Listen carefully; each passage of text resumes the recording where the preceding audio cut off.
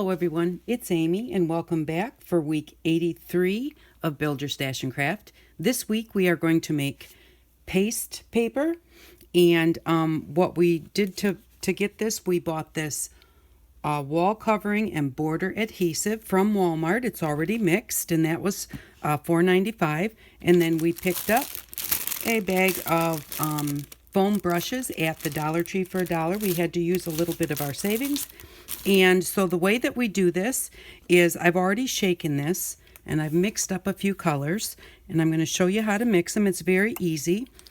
You just mix about a teaspoon of paint, just a blob of paint, and a heaping teaspoon of the wallpaper paste. I like to put the paint in first and the wallpaper paste on top. It seems to mix up a little bit better that way, but it really doesn't matter. So, and then the biggest thing is just make sure that you mix it really, really well. So, because you don't want spots where you don't have the paint mixed with the paste, or that spot would turn out with no color. So just get it mixed up really, really well. And then when you're done, we'll be ready to paint. Now I do have some drop paper down underneath what I'm going to paint on. I've got the white pages of a phone book here to wipe things on, and just to put some color on. You can make the phone books make really nice flowers, paper flowers. So because you get the paste paper on there and then just cut them out and they make pretty layered flowers. So I think that that's pretty good. So now we have 4 colors here. This does stay good for a while. I have put plastic wrap on it and actually kept it in my fridge. I don't know if you should do that or not, but keep it separated from all of your food. And it has lasted quite a long time. So, like weeks. Alrighty, and then just, if you're doing more than one color, get your spoon wiped off before you make your next color, because you don't want to get the paint in your wallpaper paste. So, and your hands will get sticky because this is paste. So, maybe have a damp paper towel there. Make sure you get it closed up well as soon as you're done mixing, because you don't want that to dry out. And then I just have a few different types of paper here. I have some cardstock and some book paper and some regular paper.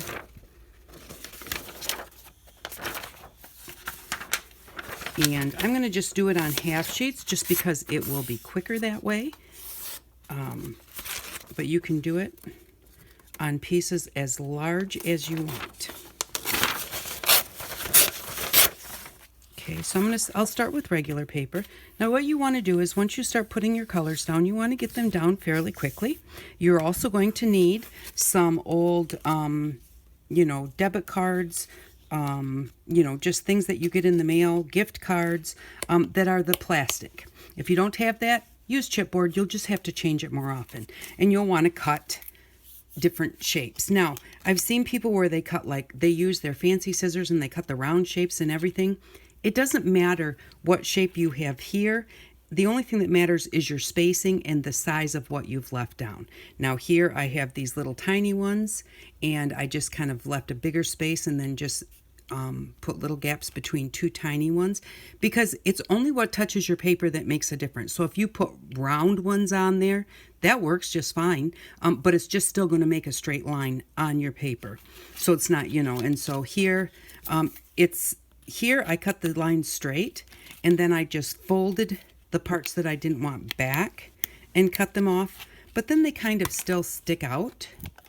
So I kind of don't like that. So here I just cut triangles. And the reason I did that is because, again, it's only the part that's out here that's going to touch. It doesn't matter if these are rounded or if they're square.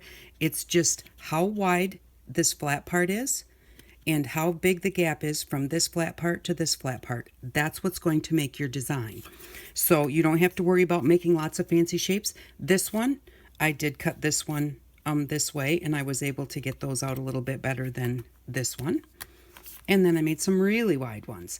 So, you know, so just cut them however, but just remember what you're looking for is the size of what's going to touch your paper and the gap between them. That's your pattern.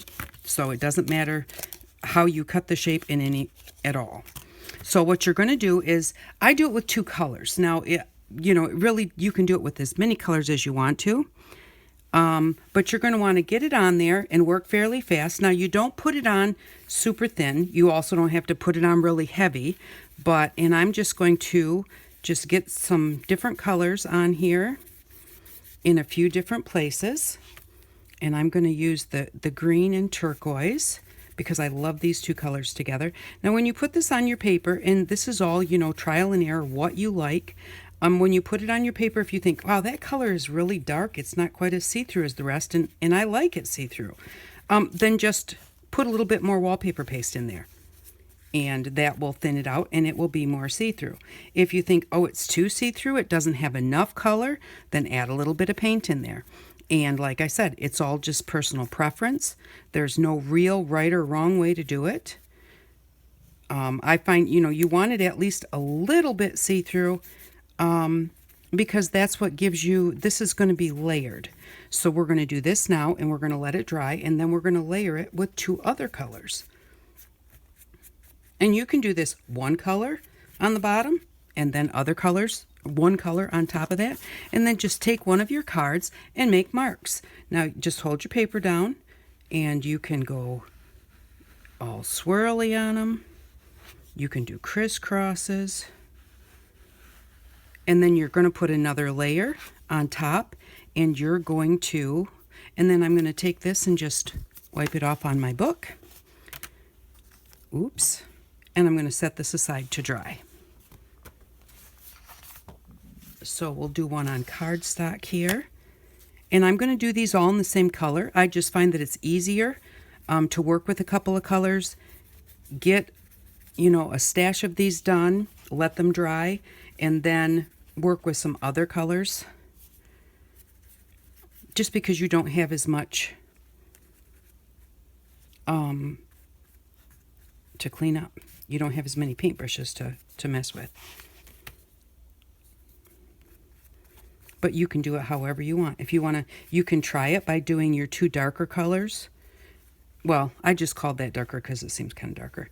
You know, 2 colors that you choose together, and the other, you know, get a whole bunch of them done in different colors, and then go back, because like I said, these will work really well. Now we can take this one,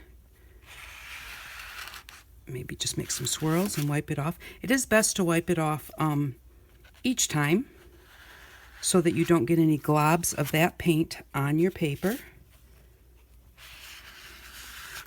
And if you think, oh, I kind of messed it up right there, I didn't get any lines, you can go back in, kind of bend your card a little bit, and go back in and try and put some lines there. Or you can just leave it. There's going to be other layers on top.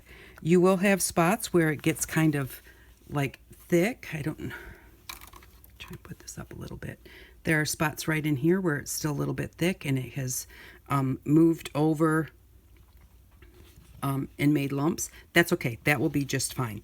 And then if you can see, I don't know how well you can see, but underneath the ridges, there is still the yellow and the turquoise. It's just lighter than where it's thick. So you actually have a color on your base paper, then you have these darker colors on top, and then you're going to layer on top of that.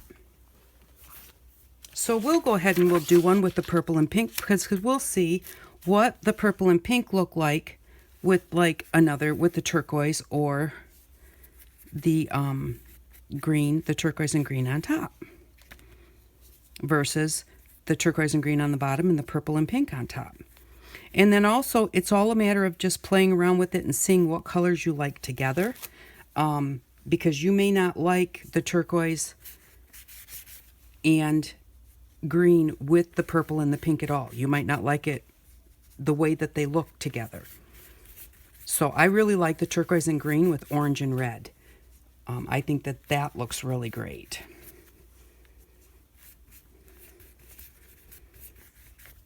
Okay, get a little more purple on this one. And you can do it however you want to. And like I said, you know, and it is a fast project to kind of get it going, because, you know, you have to work a little bit fast. in order for your paints not to dry. Now, there's a few spots where it's really quite thick, so I'm going to thin those out a little bit. That's why I wound up with those really heavy ridges over there. Okay, and then one of my favorites to do is to take your card and place it down and make a circle. Now just be careful when you come to the edge of your paper and you're trying to come back on. I'm going to have to lift it. I'm going to lift it. I'm going to wipe it off so that I don't get that on there. And I'm going to try and place it back in the same spot and just go the other way. Just like that. I love that one. That is my favorite. And then you can just start at the edge and do some like that. Oops, and I just going to line it up. And then maybe take this card. I'm going to bend this back so that I can kind of fit between here.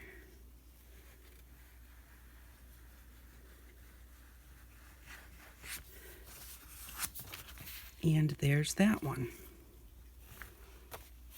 So those are really nice colors together. Now it's just a matter of seeing what they look like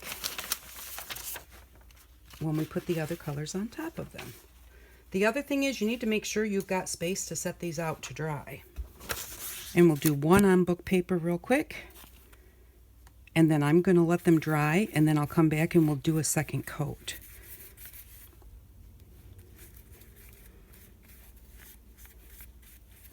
See, now this pink is kind of light, or the purple, I mean. Maybe I might have wanted to add a little bit more purple to that. But I'm not sure. And like I said, you just do whatever you feel like doing. That's just how you do it.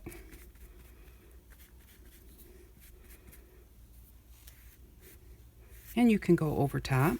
You just want to be careful about getting too much of the other color paint on your brush. If you do, then maybe try and wipe it off a little bit before you put it back in your other pot of paint.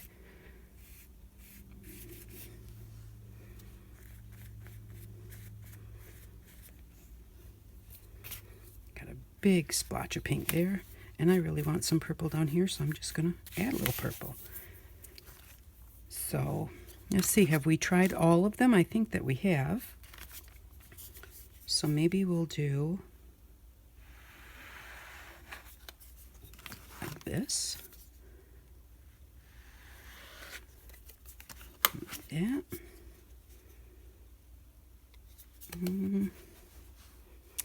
I don't know what I want to do there.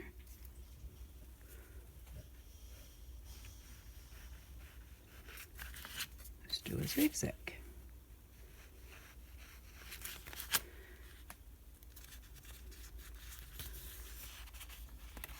Now, you don't want to put tons and tons of different patterns on your bottom level, because when you go to put on your second layer, you're going to also make patterns. So you don't want to use every pattern you can think of on this bottom level, and then when you go to put the next level on, it's like, oh, now what do I put on top? It's going to kind of all blend together.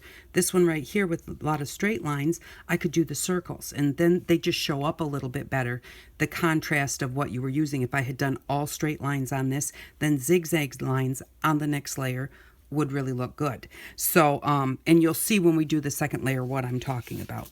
So that's what we have. Look at our drop paper. This is really cool.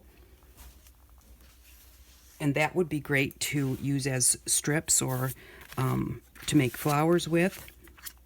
So I am going to stop right here, and I will be back in just a little bit when these dry. Okay, I'm back, and these are the papers, and they're dry now. So we'll just go ahead and we'll put another color on top. And that's the thing about the paste paper, is it's kind of a layering process. That's what makes it so fun.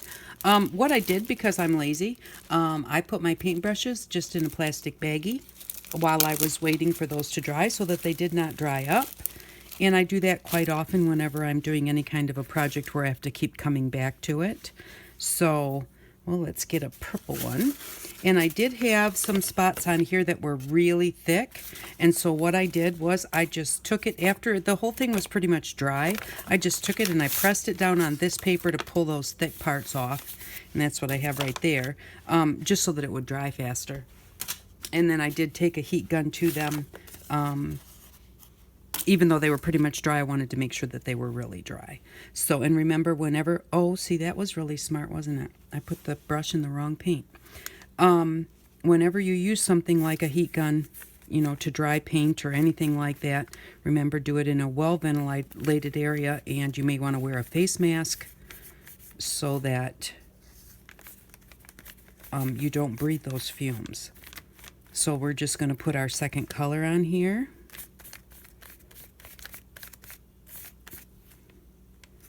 I'm going to put some more of the green here because I want to see what the green looks like on top of the pink. And I put it on the purple over here, and I put it on the purple over there. Well, I guess we'll just switch brushes. And so here we'll be able to have some of the turquoise on the pink and the purple still. And that's the thing, just see what your color combinations look like together. Some of them I really like, some of them it's like, yeah, I don't like those colors together. And so, and then make yourself some notes so that the next time that you go to do it, you can remember which were the ones that you liked and which were the ones that you didn't like. So you can mix your paints accordingly. Okay, so now this one's got lots of swirls on it. So on this one, I am going to do some zigzags, and I think I'll go this way. Well, not really zigzags, more like swirly zags. Oops, and I didn't finish, so I'm just going to go in there and finish. I'm going to move it over so I have room. Whoops. Okay, so this is what we have here. We've got the pink and the purple on the bottom. That's now coming through the zigzags that we made.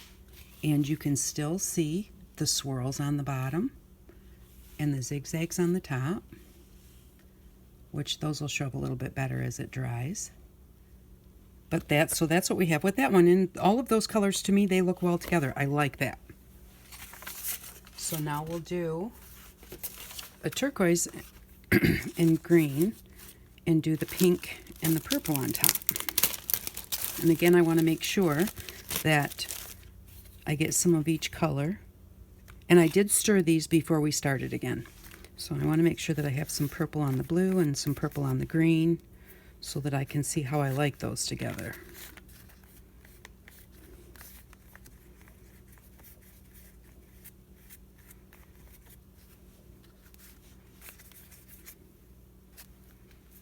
And there's no right or wrong way to put it. You know, just kind of mix them up a little bit. No right or wrong place to put it. Not getting any on my brush there. There we go.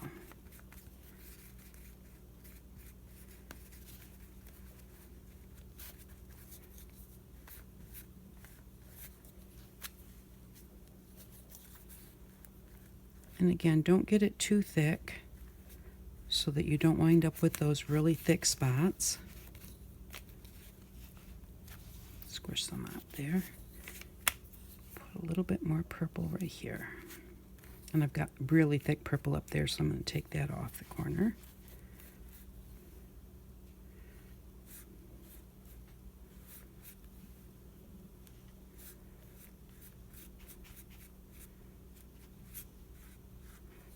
Okay, and there we go. And we'll take this one and we will do, this one has swooshes on it, so maybe I kind of hold it at an angle, start at the corner, and I'm going towards that corner over there, and I'm going to kind of go up and down, just kind of up and down and up and down. I love this pattern. I have my card in the way and my paintbrush in the way. Make sure you don't have everything in your way when you're trying to do this. And there we go. And again, even with them layered this way with the pink and purple on top and the others on the bottom, I love the way that that looks. So this is really cool. I just love making these. And, you know, you can do so much with them. Whoops, I want to do the green and turquoise on this one.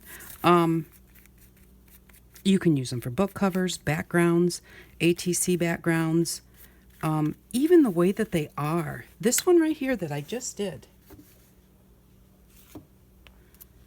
Make a small ATC with that type of a pattern on it and just put a really nice word on it. Darken the edges a little bit and, you know, you've got an ATC, boom, it's done. So, you know, there's just so much that you can do with these. And I'm even going to show you, I'll show you when I'm done here. I will show you something that I'm going to do with the paste paint.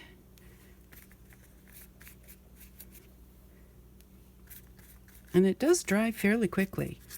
I got a little impatient after about 45 minutes. I think if I had let it set an hour, I think that they would have been completely dry. Of course, it all depends on your weather and your humidity and everything, but it doesn't take a super long time for them to dry.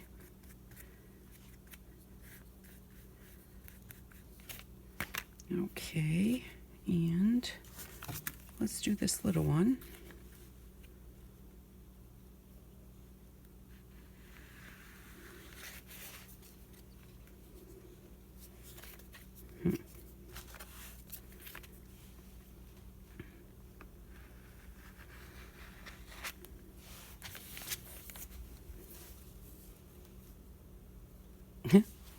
Can't do it upside down.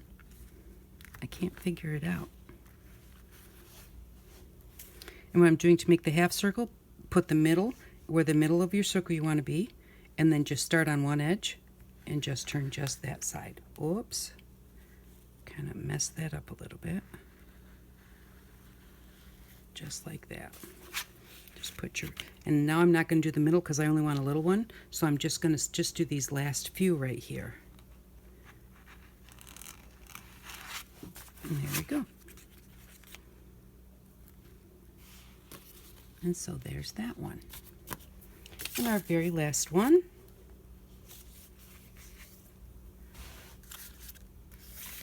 And this one, I thought that maybe I would try and write a word on it and see how that looks. I haven't tried that before.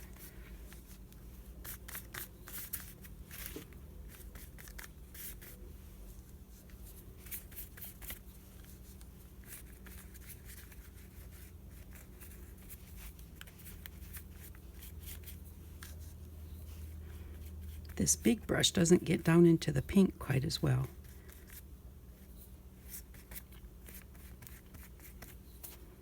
And purple.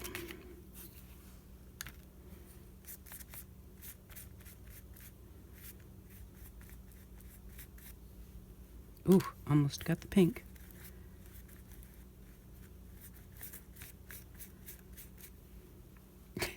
Almost did it again.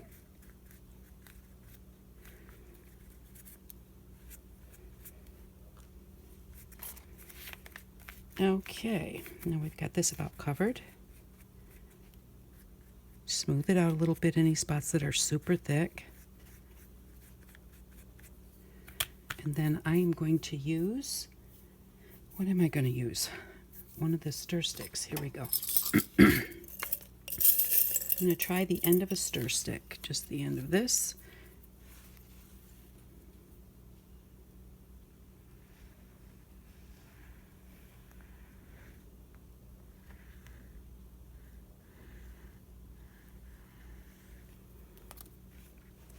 And there we go.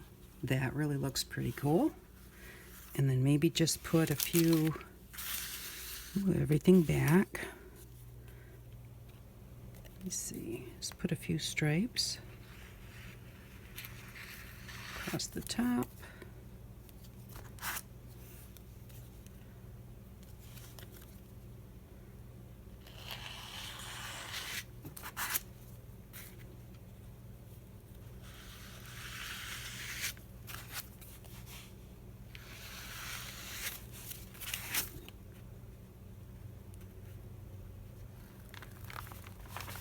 And there we go. So that kind of framed it. I actually liked it better the way it was. And so you know what you can do. I'm just going to go back in here And I'm just going to kind of cover those up a little bit. See how that works. Yeah, that works. Just kind of go in with the colors that I had there originally. Now it starts to get a little bit sticky as soon as it starts to dry, so you do have to kind of move fast when you're working with this.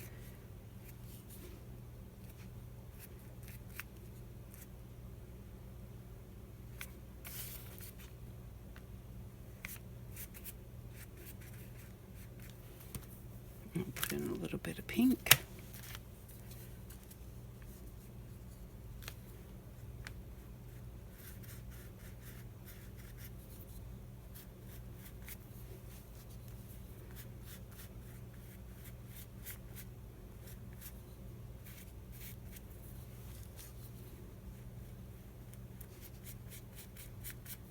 And there, you can kind of still see those lines a little bit, but they are covered up. This is really, really wet now, but I like it better like that.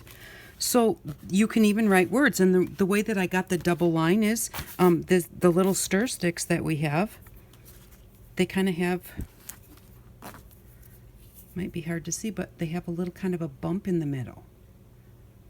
And so it only touched on those two sides. So they wound up making the double lines. And I think that turned out really cool. I'll show you a few other things. Put this somewhere. Okay, so here is some that I did with red and yellow on the bottom and blue and green on the top.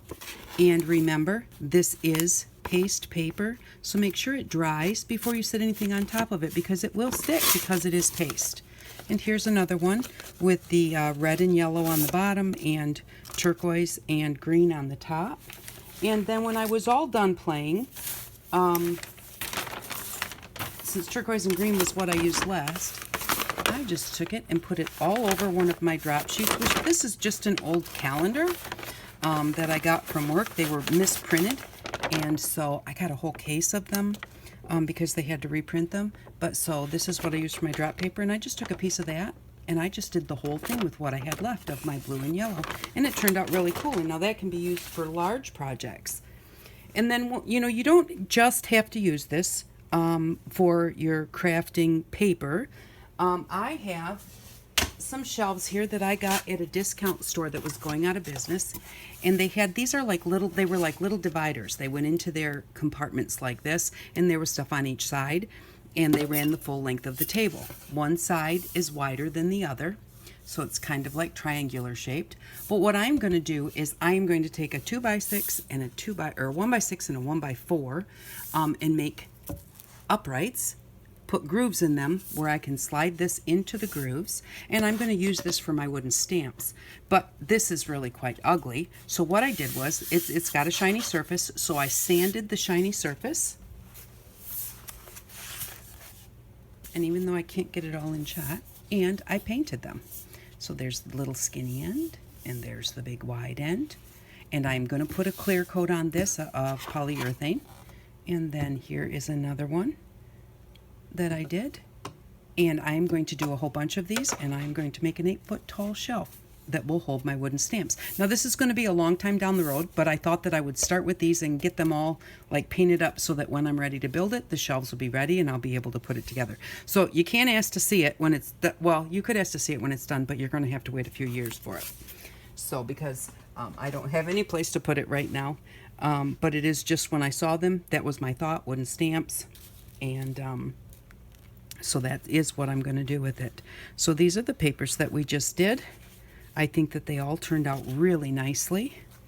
And even when you do the book paper, which I just threw some stuff on top of, so I messed it up a little bit.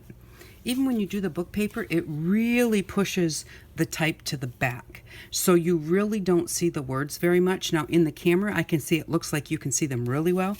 You don't see them that much. They're very much pressed backwards so that it gives you texture in the background, but yet it's not where people are going to be trying to read it because it's not quite that visible.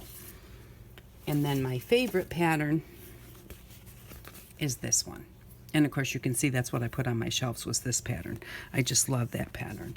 So this is what we did this week, and I will be back in just 1 second to show you what it is that we need for next week. Okay, I'm back, and these are the 4 pages that we did today. So I hope that you enjoyed watching this video, and I hope that if you try it, that you have a blast, because it really is fun to do. Thank you very much to whoever it was that gave me the request for this. I do appreciate the idea. I haven't done this in a long time, and I really had fun getting it back out and doing it again. So what we're going to need for next week is we are going to need this non-slip shelf liner from the Dollar Tree for $1. And also I'm getting low on paper, so I'm going to pick up a pad of paper. And if any of you need paper also, go ahead and pick a pad up. We're going to spend $2 this week. If you don't need paper, go ahead and pick up anything else that you want, some little bling or whatever from the dollar store. And then we'll put $3 in our bank. So this is what we'll need for next week. I hope that you enjoyed this week's video and that you give it a try. Thank you very much, everyone, for stopping by. I really do appreciate it. And I hope that you all have an outstanding day. Bye-bye.